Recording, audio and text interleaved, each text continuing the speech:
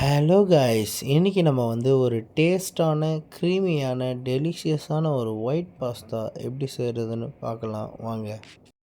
Stove on பண்ணி கடாயில் 2 class தண்ணி ஊற்றிக்கோங்க. 2 கிளாஸ் தண்ணி ஆட் பண்ணி தண்ணி நல்லா கொதித்து வரும்போது அதில் சால்ட்டும் ஆயிலும் ஆட் பண்ணி நல்லா மிக்ஸ் பண்ணிக்கோங்க.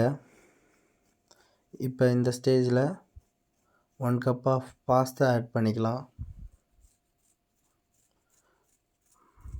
நல்லா மிக்ஸ் பண்ணிக்கோங்க.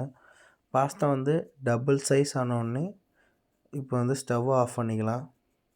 ஆஃப் பண்ணி இதை ஸ்ட்ரெயின் பண்ணி எடுத்துக்கோங்க. இப்போ ஒரு பேனில் பட்டர் ஆட் பண்ணி பட்டர் நல்லா மெல்ட் ஆனோடனே சாப் பண்ணி வச்சுருந்த கார்லிக் ஆட் பண்ணிக்கலாம். கார்லிக் லைட்டாக சாட்டே ஆகணும். லைட்டாக சாட்டே ஆனோடனே ஆனியன் ஆட் பண்ணிக்கலாம்.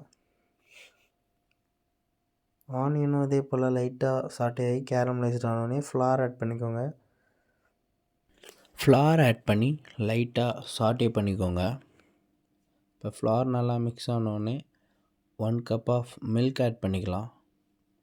மில்க் ஆட் பண்ணி நல்லா மிக்ஸ் பண்ணி அது நல்லா பாயில் ஆகும் போதே தெரியும். அந்த மில்க் நல்லா திக்காகும் போது இந்த ஸ்டேஜில் லைட்டாக சால்ட் ஆட் பண்ணிக்கோங்க.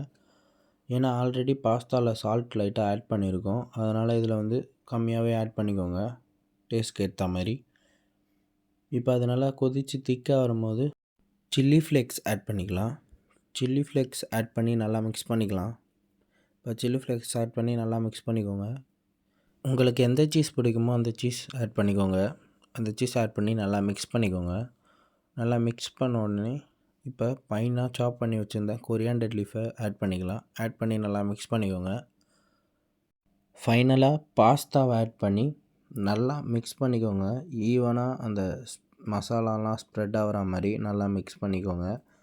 அவ்வளோதான். இதை நல்லா சூடாக சர்வ் பண்ணிங்கன்னா டேஸ்டான எம்மியான ஒயிட் பாஸ்தா ரெடி.